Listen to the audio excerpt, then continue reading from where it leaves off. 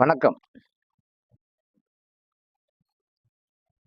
தேனி மாவட்டத்திலே என் வீட்டிலிருந்து ஒரு 5, 6 தெரு தள்ளி இருக்கும் அலிநகரத்திலே எங்கள் மண்ணிலே உதித்த ஒரு மகா கலைஞன்.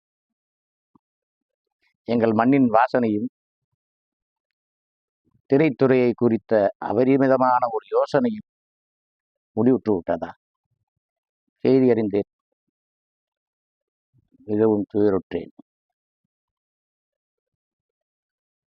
நான் வெகு தொலைவில் இருக்கிறேன்.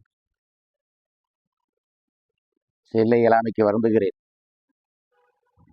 இருப்பினும் வெகு தொலைவில் இருந்தாலும் நகரத்தில் இருப்பதால்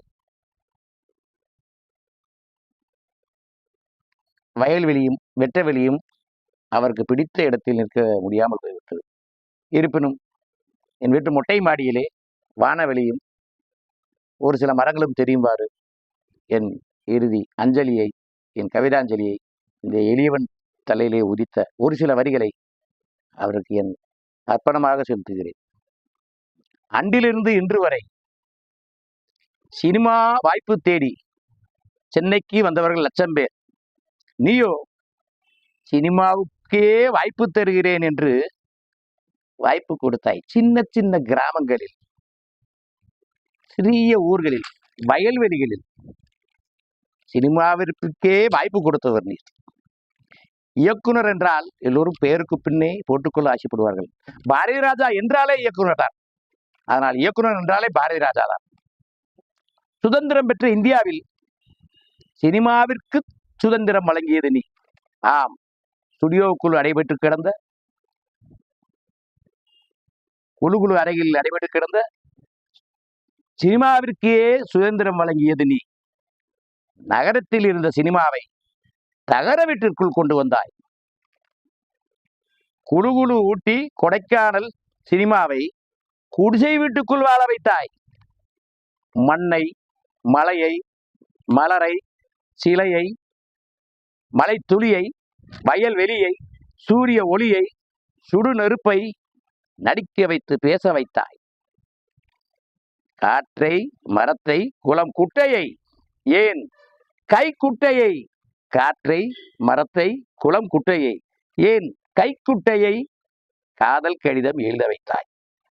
கைக்குட்டையில் காதல் கடிதம் எழுதி நான் கேள்விப்பட்டிருக்கிறேன்.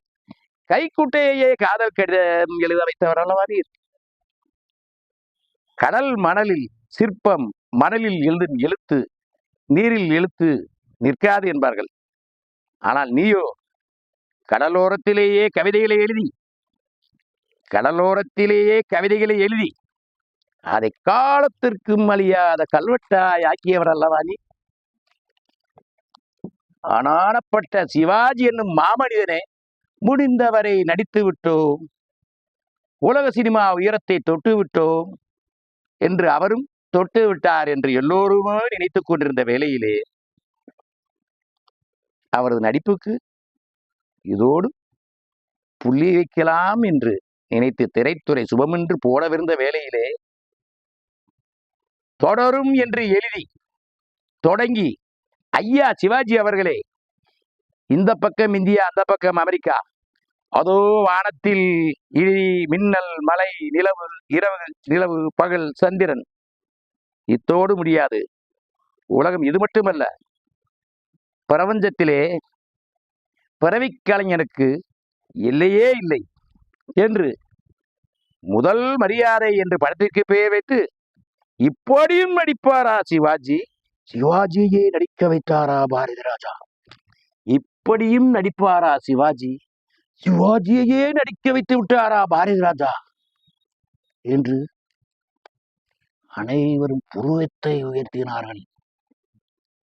அந்த படத்தில் உண்மையான கதாநாயகன் சிவாஜியா பாரதி ராஜாவா என்று என்னிடம் யாரேனும் கேள்வி கேட்டால், சக்தியா சிவனா, இரவா பகலா, நீடா நெருப்பா, உயிரா உடலா, அப்பாவா அம்மாவா, கோழி முட்டைக்கு சனிமூலை எது, இந்த பிரபஞ்சத்தின் எல்லை எது, முதல் மரியாதை படத்தின் மூலம் பாரதி ராஜாவா சிவாஜா என்று யார் பெரியவர் என்று யாராலும் முடிவுக்கு வர முடியாது. அப்படி ஒரு அவர் சூரியன் என்றால் நீர் சந்திரன், நீர் சூரியன் என்றால் அவர் சந்திரன்.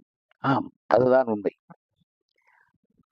மண்வாசனை மன்னனே, மண்வாசனை மன்னனே, நீ பிறந்து வளர்ந்த அள்ளிநகரம் 5 தெரு தள்ளிதான் பொம்மேடன்பட்டி முரளிக்கரன் என்கிற முரளி பெருமாளாகிய இந்த எளியவன் தான்.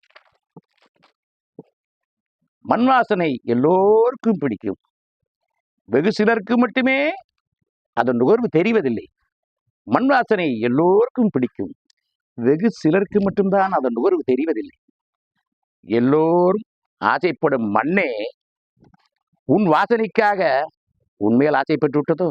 எல்லோரும் பொன்னாசை, பெண்ணாசை, மண்ணாசை என்பார்கள். அந்த மண்ணே உன் வாசனைக்கு ஆசைப்பட்டு விட்டதோ? உன் உடலில் என்ன வாசம் என்று ஆசைப்பட்டு விட்டதோ? ஆசைப்பட்டு உன்னை அழைத்துக் கொண்டு விட்டதோ? கைக்குட்டை காதல் கடிதம் எழுதிய கலைஞர்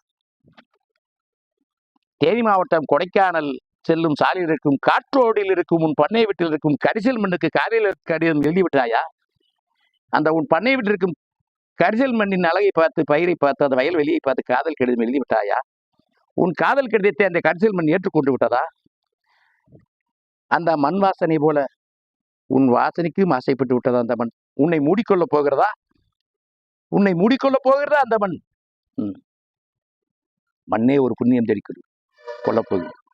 மகா கலைஞன் எனக்குள்ளே என்று உன்னை அந்த மண்ணுக்குள்ளே வைத்து மூடி காதலிக்க போகிறது. கைக்குட்டை காதல் கடிதம் எழுதியவில்லை. போய் வா பூங்காற்றே.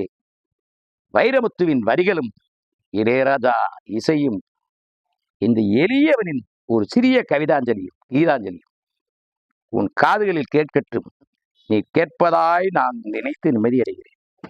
காற்றோடு தாண்டி கொடைக்கானல் சென்று விட்டு வரும்போது ஒரு குறிஞ்சி மலர் கொண்டு வந்து உன் பண்ணை வீட்டில் நீ மண்ணுக்குள் மறைந்தும் இன்னும் வாழும் அந்த நினைவிடத்தில் அந்த மலரை வைப்பேன். மறக்க மாட்டேன். மகா கலைஞனே, மன்னவனே, என் தேனி மாவட்டத்து அள்ளிநகர் பொம்மேடன்பட்டி மண்ணே, மண்ணின் வாசனையே, நீ மறையவில்லை. நாங்கள் உன்னை மறக்க மாட்டோம். வணக்கம்.